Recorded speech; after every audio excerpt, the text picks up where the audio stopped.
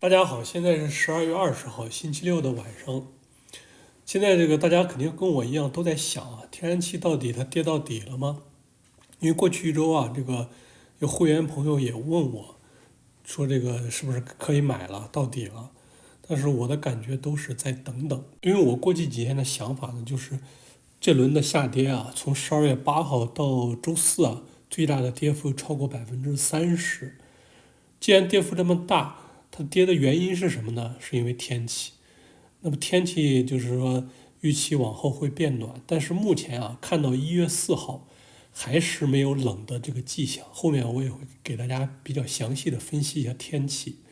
那么既然是这样的话，那我觉得这轮下跌应该还是要就是再等等，还没有到底。但是呢，市场也忽略了很多因素。当然，这种下跌呢，天然气也总是这样，它跌呢会跌过头，所以我觉得就其实是忽略这些因素呢，可能蕴含着未来的机会。所以最后我们会探讨一些这方面的情况。首先，我们还是简单回顾一下过去一周的情况啊。过去一周，这个1月合约是跌了3.1%，2月合约跌了3.8%。你注意看啊，这个3月、4月合约反而的跌幅超过了6%。我总结过去一周的情况啊，就是周一是最冷的一天，然后周二开始逐渐就回温了。同时呢，天气预期呢确实越来越差。现在能看到1月4号呢，全美的大部分地区呢还是高于往年的，所以这个期货呢就震荡下跌。这个库存的数据其实都不错的，但是大家对库存数据已经麻木了。周一的消费呢达到了最高点125.5。那么上一个冬天啊，达到这个水平啊，还是1月8号，那时候已经是39了，是达到了124。产量呢一周在缓慢增加，周五的时候呢是创纪录，达到113.9。现货的情况更弱一些，现货一周是跌了11%。另外，期货震荡向下呢，期货市场资金是很谨慎的，就是一天增仓一天减仓。这个库存数据确实还不错，后面我也会分析一下。钻基数没有改变 ，ETF 呢继续流入资金。欧洲的一周是涨了1.7%，现在这个欧洲的 TTF 比布伦特的折价呢缩小了，现在是7%，上周的最大达到12%。现在欧美的价格比呢是2.42到2.96，现在欧洲比美国的价格高了5.6，这比前段时间好多了，就是2周前嘛，大概是高$4。现在到12月17号，欧洲的囤气呢只有68%，这个是非常低了，因为现在才12月17号，因为最冷的时候大概是1月中旬。现在欧洲的囤气低，价格低，而且月底到1月初啊，欧洲还有寒潮，但估计大概在持续2周左右的时间，所以欧洲未来会更吃紧。我们看这个期货和股票的表现啊，美国是一周是跌了接近3%，欧洲是涨了1.7%。生产商的跌幅呢不小，大概有3%这个水平。欧洲表现最好，原油呢是小幅下跌。美国的天然气生产商和这个大石油公司股票跌幅都差不多。我们再看一下现货的情况，周五的现货呢，我现在估算大概是3.59，这个误差大概在$5以内，就大家做参考就行了。一周现货的跌幅呢，大概是11%到12%。1月的期货呢是3.984。按这个算呢，最新的期限溢价是11%。我们看这个期货的总成交和持仓的情况呢，从这个12月5号的高点以后呢，这个成交量开始下来了。另外，这个总持仓呢，就是过去5、6天啊，在155到156这个之间徘徊。我觉得反映其实现在市场都没方向。所以你看到过去一周这个1月合约啊，是跌3天涨2天，一周是跌幅是3%。这是1月合约啊，过去一周几天，你仔细看，1月合约在这个$4的位置争夺非常激烈。周五呢收盘是4.026，但其实它结算价呢只有3.98。周五它最低是3.84，它一周是跌了3.1%。所以看到 UNG 呢，过去一周还好一些，UNG 过去一周是跌了4%，但是 BOIL 过去一周呢就跌了12%。为什么呢？因为 BOIL 里面都是3月合约，3月合约一周是跌了6.2%。这是 UNG， 它周五是收在了12.19，它距这个10月底那个低点11.55，现在是差大概5%到6%。三个 ETF 呢，就是做多的 BOIL 和 UNG 呢，过去一周是流入，COD 是流出。那 BOIL 一周是流入了1.5亿，如果看2周的话，它其实累计流入了4亿。但这2周它是跌了接近45%。UNG 一周是流入了5000万，2周是流入了1.4亿。Code 呢，一周是流出了3500万，2周是流出了2.9亿。这里我给大家看一组数据啊，就是从这个10月30号这波行情启动到周五啊，这个1月合约是跌了0.7%，UNG 呢是跌了0.2%，然后 Boil 是跌了8.9%，Code 呢也没赚钱。它是跌了4.9%，就通过这个对比，你就知道这个杠杆基金呢其实是很害人的，而且不能长期持有，所以这点大家一定要注意。还有一点比较有意思是，你看1月合约啊，从这个10月30号启动，那么到周五12月19号又跌回原点，刚好是这轮拉尼娜和北极漩涡破裂共振的一波这个寒流行情啊，到现在算是结束了。那么现在行情是不是算跌到头了呢？但我觉得以这个天然气一贯的秉性来看的话，应该是再等等。那么库存钻机呢，其实周四这个库存数呢还是不错的，库存是3579，减少了167。那么市场一个理由就是说它比预期少了，但我觉得这个其实只是一个利好的兑现，因为周三其实已经涨了，所以周四借这个数据出来呀，空头就平仓兑现了。那么这个库存数呢，同期排名是第6，算是中间位置。现在库存呢超5年均是32，这个比去年低了43，其实库存数是不错的。而且3大区啊，就是东部、还有中西部、还有南部的库存呢，已经比较低了。这3大区加起来比5年均是跌了1.7%。这3大区加起来呢，是占全美的86%，所以你看它3大区的情况其实还是不错的。现在预测12月19号的库存呢是3408，一周会下降171，5年均值呢是降110，所以这周下来呢，那么库存余额就比5年均低了29，库存比呢是85，5年均的库存呢是86。你看数据，过去2周的库存呢是很不错的，但是过去2周呢刚好是暴跌的一个阶段，这怎么理解呢？就是因为在12月5号天然气价格到最高的时候，其实市场已经预期到了气温会后面升高，而且这轮气温偏高呢，现在看到1月4号还看不到头，所以呢，就是未来这个2周的库存呢反而会增加。现在估计呢，到12月底库存会超5年均，大概50到60。最新的气井钻机呢是127，虽然这个数没变啊，但是大家要注意，就过去1周油井钻机是减了8个，特别是 Permian 这个地方，半升气重的这个地方呢，它是减了3个。还有一点大家注意啊，就是美国的压裂装置叫 Frac Spread， 它在周五的时候是160。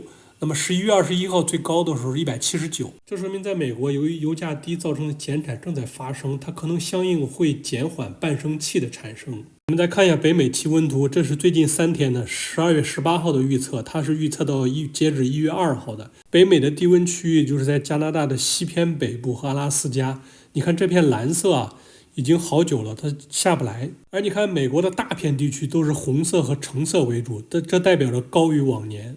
这是12月19号的预测，是截止到1月3号。这是今天20号的预测，是截止到1月4号。你看蓝色区域还是在加拿大西部、北部和这个阿拉斯加，而美国大片地区还是这个红色和橙色。这是对3到4周的预测，这个预测通常不算特别准。你看到美国整体这个 below 的地区呢，也就是最上面和加拿大边境那个中段的一块地方。另外白色的区域呢，就是东北啊、新英格兰那边呢是等权，它是比较难预测的。但是这个白色区域呢，它是贯穿这个东北部，还有滨州、还有湖区那些地方。这些地方虽然看的面积小，但是也不可小看，因为它们影响的是这个中西部还有东部的库存。北半球现在是冬季啊，它这个寒冷啊，它不会凭空来的，它是要有来源的。通常在北半球，在北美啊，它冷空气寒潮的来源呢，一方面就是来自于北极，另外一方面呢，它共振作用下，就是在太平洋东部这个我画的一个绿色椭圆圈里，就是拉尼娜这块，它也会和这个北极的这个寒流形成一个共振。现在你看到绿色的椭圆圈里面那个拉尼娜区域都很小了，就整个太平洋上，甚至这个印度洋、大西洋上都是一片平静啊，都是和往年差不多的一个情况。阿拉斯加上方就北极圈里面呢，你看18号预测到1月2号那周呢，会有一点点蓝色，但是后面就消失了。这是12月19号的预测，这是今天最新20号的预测啊。你看这个北极上空呢，基本上都是一个很平静的状态。你看三大洋上都是很平静的颜色。应该说，你看这两张图啊，就全球的还有北美的，你看到就是到1月4号，美国的气温呢还是高于往年。这是这周的情绪调查。截止到今天啊，一共是76位参与，看多是55%，看空是16%，情绪值呢是39%。这里面主要这个参与人数呢，你看到76呢是去年3月19号以来最多的。看这个调查呢，可能大家到现在都很关注这个天然气，等着抄这个底。那我们就回到今天的一开始的问题啊，现在到底了没？我觉得短期啊，首先还是要耐心观察天气。既然这波行情呢是一波寒潮带起来了，现在回归到原位，下来还应该是看天气。但是目前看到1月4号啊，美国大部分地区的气温仍然是偏高的。再有就是北美地区呢是缺乏冷源，加拿大西部、阿拉斯加这个寒流呢现在看是下不来的。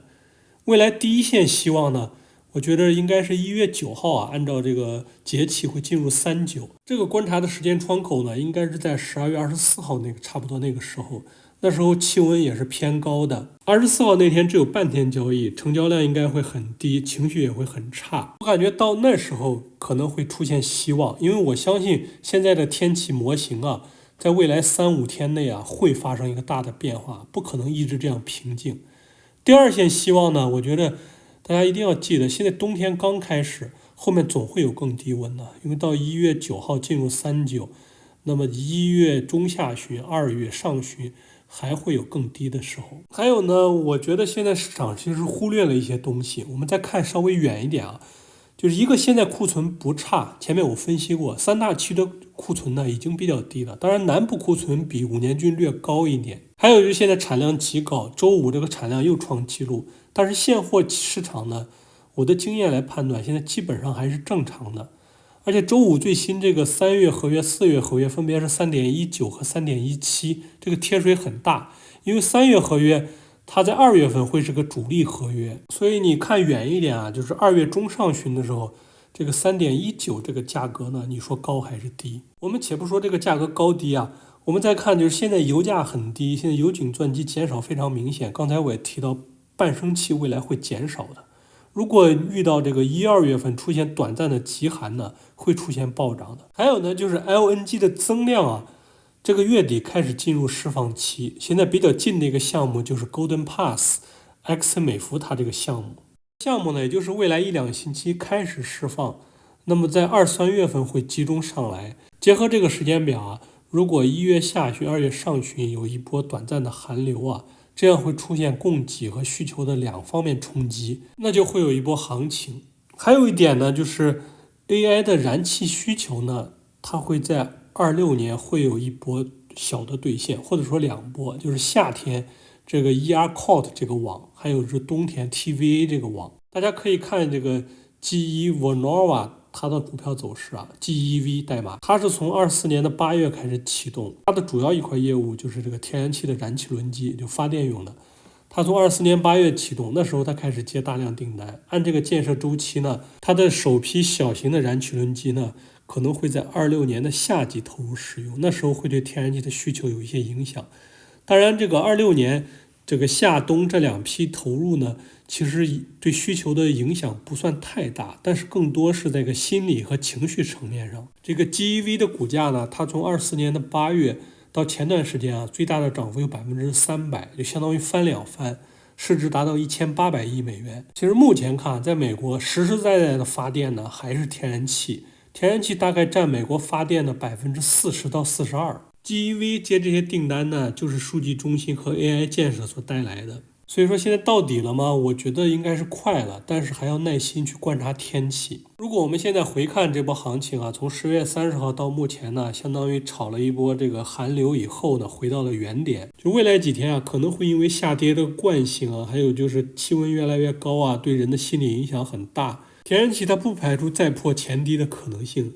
但是现在市场忽略这些因素呢，它的效应在慢慢积累，所以我们现在需要的就是耐心观察、耐心等待。我不大相信这个冬天的行情就这样过去了，就冷着20天，然后行情就结束了。好了，今天的内容到这里就结束了，非常感谢您的收看，祝大家周末愉快，那咱们就下次见。